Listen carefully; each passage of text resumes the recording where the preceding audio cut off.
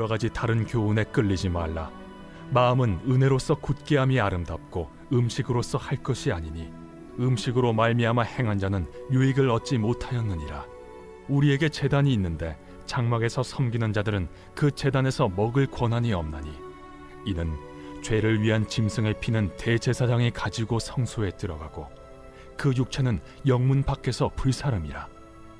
그러므로 예수도 자기 피로써 백성을 거룩하게 하려고 성문 밖에서 고난을 받으셨느니라. 그런즉 우리도 그의 치욕을 짊어지고 영문 밖으로 그에게 나아가자. 우리가 여기에는 영구한 도성이 없으므로 장차 올 것을 찾나니 그러므로 우리는 예수로 말미암아 항상 찬송의 제사를 하나님께 드리자. 이는 그 이름을 증언하는 입술의 열매니라. 오직 선을 행함과 서로 나누어 주기를 잊지 말라. 하나님은 이 같은 제사를 기뻐하시느니라. 너희를 인도하는 자들에게 순종하고 복종하라. 그들은 너희 영혼을 위하여 경성하기를 자신들이 청산할 자인 것 같이 하느니라. 그들로 하여금 즐거움으로 이것을 하게 하고 근심으로 하게 하지 말라. 그렇지 않으면 너희에게 유익이 없느니라. 할렐루야. 오늘도 하나님께서 온라인 말씀 묵상을 통하여 우리에게 은혜 주시기를 바랍니다. 유명 기업인이자 현인들의 현자라 불리는 내년이면 100세가 되는 미국의 찰스 민거씨는 근명과 정직은 이를 계속 유지하기만 하면 거의 모든 것을 가져다 줄 것입니다 라고 이야기합니다. 그러면서 키케로의 노년에 대하여 라는 구절을 소개합니다. 노년을 당당하게 해주는 최고의 갑옷은 그 이전에 잘 살아온 삶이다. 유용한 지식을 추구하고 명예로운 행동을 하고 덕을 베푼 삶. 그렇게 세상을 살면서 어린 시절부터 자신을 발전시키기 위해 노력한 사람은 나이가 들면 그중 가장 행복한 결실을 누릴 것이다. 이렇게 살아온 삶은 아무리 나이가 들어도 그 사람을 결코 떠나지 않으며 우리가 생을 잘 살아왔다는 것을 증언해주는 양심은 과거에 했던 좋은 행동의 기억과 더불어 영혼에 큰 위안을 주기 때문이다. 이 글은 우리가 인생을 살면서 추구해야 할 본질적인 가치가 무엇인지를 잘 이야기해 주는 것 같습니다. 오늘 본문을 통해서 이 땅의 그리스도인들이 추구해야 할 본질이 무엇인지 하나님의 음성을 듣기를 바랍니다. 오늘 본문 9절 말씀입니다. 여러 가지 다른 교훈에 끌리지 말라. 마음은 은혜로서 굳게함이 아름답고 음식으로서 할 것이 아니니 음식으로 말미암아 행한 자는 유익을 얻지 못하였느니라. 여러 가지 다른 교훈에 끌리지 말라. 오늘 본문은 믿음의 본질을 또 그리스도인의 삶의 본질을 흐리게 하는 다른 교훈들을 주의하라고 합니다. 본문에 등장하는 음식으로 인한 논란도 결국은 믿음의 본질을 흐리게 하는 문제들을 상징하는 것입니다. 오늘 본문 10절에서 11절 말씀입니다.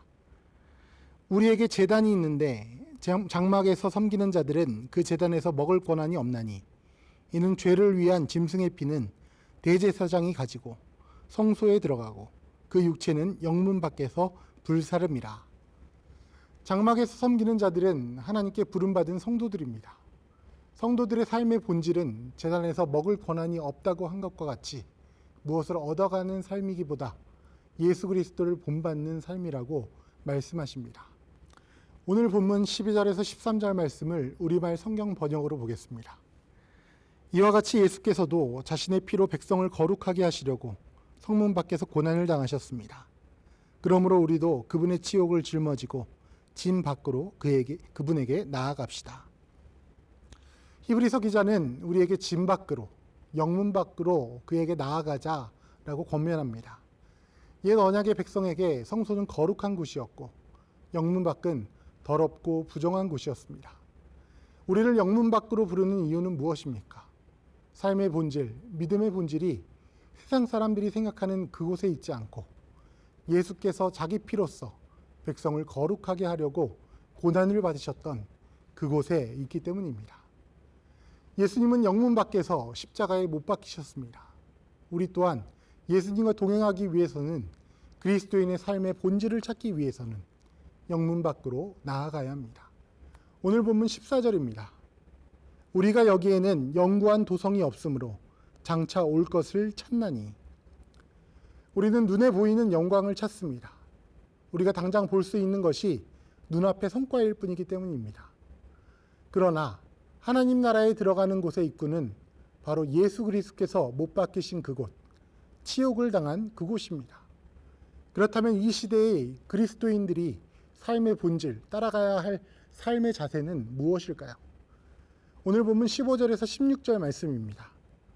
그러므로 우리는 예수로 말미암아 항상 찬송의 제사를 하나님께 드리자. 이는 그 이름을 증언하는 입술의 열매니라. 오직 선을 행함과 서로 나누어 주기를 잊지 말라. 하나님은 이 같은 제사를 기뻐하시느니라. 히브리서 저자는 우리에게 찬송의 제사를 드리라고 합니다. 이것이 믿는 자들의 삶의 본질입니다.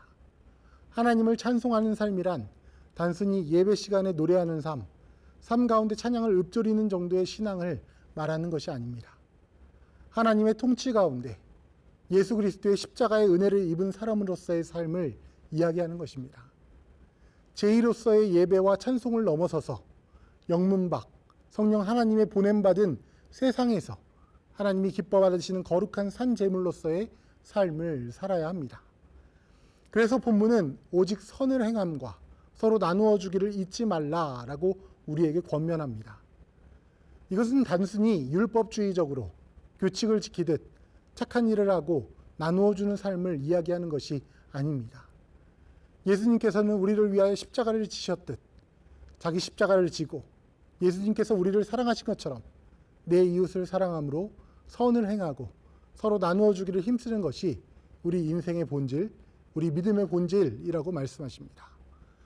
하나님께 복을 받아 좋은 집, 좋은 차, 좋은 옷을 입는 것이 인생의 목적이 되는 것이 아니라 성령 충만하여 세상 가운데 주어진 사명을 감당하면 예수님께서 언제나 우리와 함께 동행하시며 바른 길로 인도하시고 하나님께서 우리의 모든 필요를 채우실 것입니다. 오늘의 1일 1선입니다. 명절 기간 주변에 수고하며 자기의 일을 감당하시는 분들의 노고를 돌아보며 감사하고 또 작은 선물을 전달하여 봅시다. 예수 그리스도의 복음의 씨앗이 여러분의 삶을 통하여 뿌려질 것입니다. 기도하겠습니다. 사랑과 은혜의 하나님 아버지, 우리 믿음의 본질과 우리의 삶의 바른 방향이 무엇인지 깨닫게 하시고 예수 그리스도를 믿고 성령 충만하여 주님과 동행하는 삶을 살고 하나님 기뻐하시는 찬송의 제사를 드리는 주의 성도 되게 하여 주시옵소서. 예수 그리스도의 이름으로 기도드립니다. 아멘.